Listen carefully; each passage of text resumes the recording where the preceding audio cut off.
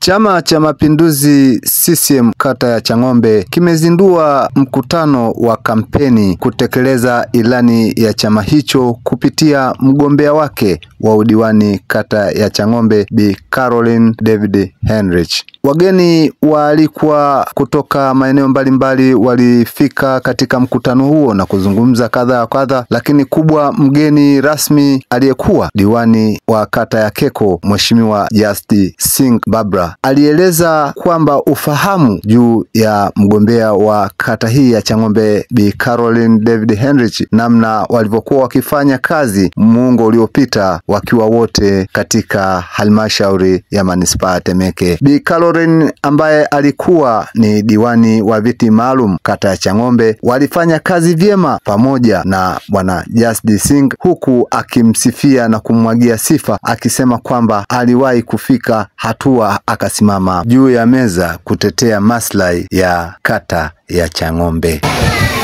Chang'ombe ni Keko na Keko ni Chang'ombe. Tumeshirikiana vizuri kwa miaka mitano, mimi nikiwa kama diwani wa kata, ndugu yangu Caroline alikuwa diwani wa viti maalum. Tumeshirikiana mambo makubwa sana ambayo tumeleta mapinduzi katika maendeleo ya kata ya Keko. Tumefanya mambo mengi ambayo hatujaingiza kwenye utekelezaji wa ilani. Tumefanya kwa utu. Kwa mfano, kupeleka huduma ndani ya gereza la Keko.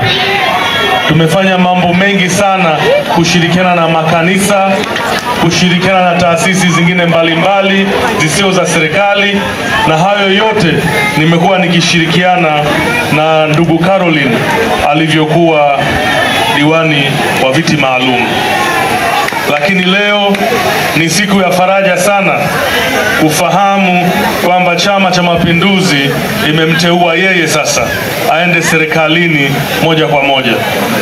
Na niseme sio kwamba mtangulizi wake hajafanya vyema. Ndugu Kelvin tumeshirikiana naye pia na tumefanya mambo mengi, ni wote ni shuhuda. Lakini kipindi hii tunavyo sisi wenye hofu ya Mungu kwamba kipindi hii ni kipindi cha ndugu Caroline. Na niwahakikishie kwamba yale yote ambayo yapo kwenye kata ya Chang'ombe, changamoto zake tunazifahamu. Tunazifahamu sio kwa kusoma tu kwenye vitabu, lakini kwa kuyaishi. Tunafahamu changamoto ya mfereji wa Serengeti, changamoto yenu ya shule ya sekondari ambayo imekuwa ya kihistoria kabisa, na pia tunafahamu changamoto zenu za miundombinu. Pamoja na ahadi kwamba tayari changamoto ya shule ya sekondari tumeshaitatua kipindi hii cha 2020-2025. Halmashauri ya wilaya ya Temeke imeleta miradi 7 ya sekta ya elimu yenye thamani ya bilioni 36. Na miradi hii yanafanyika kwa kipato cha ndani.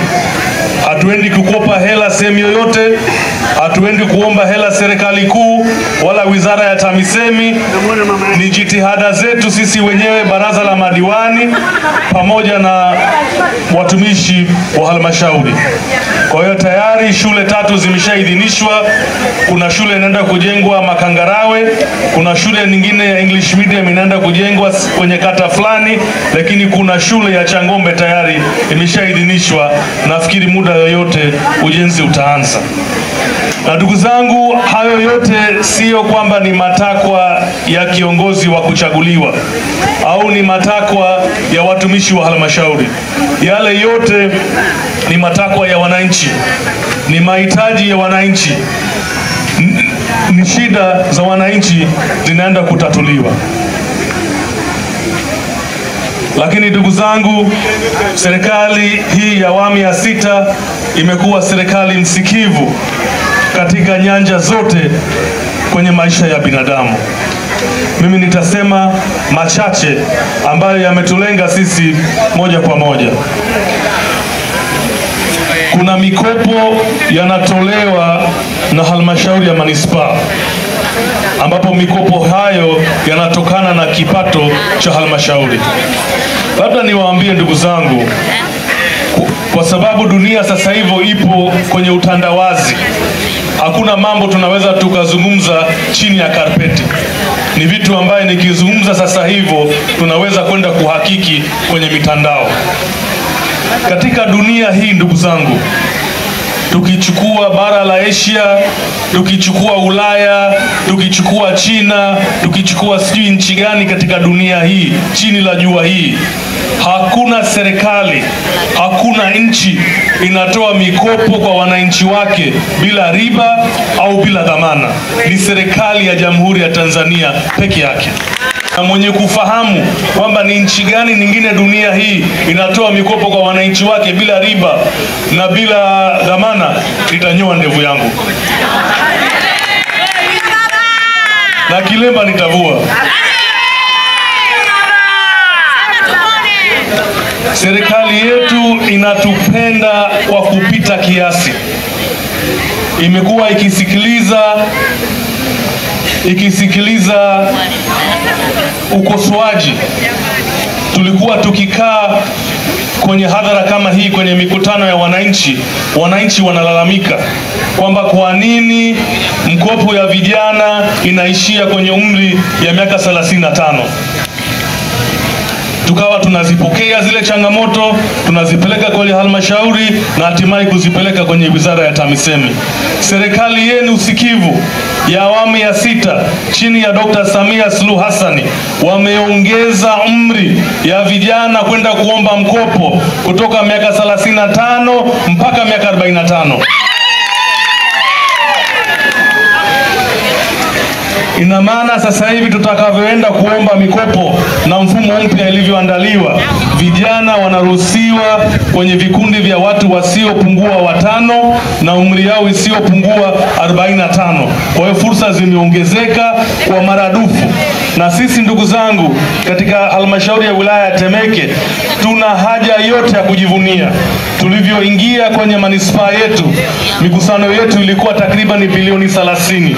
Lakini sasa hivi baada ya miaka 5, mwaka huu wa fedha tunaenda kukusanya takriban bilioni 70 kwenye halmashauri ya wilaya ya Temeke. Ina maana mikopo yatakayorejeshwa kwa wananchi itakuwa kwenye thamani ya shilingi bilioni 7 kwa ajili ya halmashauri ya manispaa ya Temeke peke yake.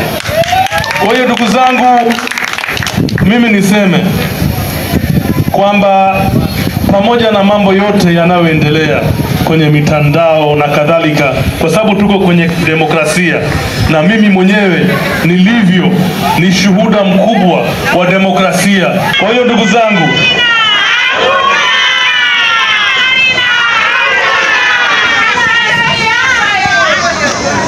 zangu, mimi naomba hiyo tarehe 29 Oktoba mwaka huu tusifanye makosa. Tunahitaji Chama cha Mapinduzi iendelee kutawala, iendelee kutusaidia, iendelee kutusimamia kuhakikisha kwamba wilaya yetu na ya Temeke 3 zinapata maendeleo maradufu. Sisi tumekuwa tukichukua, imeshawahi kuonja sumu. Jimbo la Temeke imeshawahi kuonja sumu. Mimi kwenye kata yangu ya Keko imeshawahi kuonja sumu. Sasa baada ya zile sumu kuonjwa, tumewaletea maziwa. Maziwa yenyewe ni Caroline. Tunaomba munywe, sumu yote ya upinzani uishe na lengo liwe moja tu, kwenda kuimarisha kata ya Changombe, lakini kwenda kuleta maendeleo yasiyoweza kulinganishwa na muda yoyote ya nyuma. Nikiripoti kutoka Changombe, Temeke jijini Dar es Salaam, Ismail Mangola wa Africa One Media Online TV.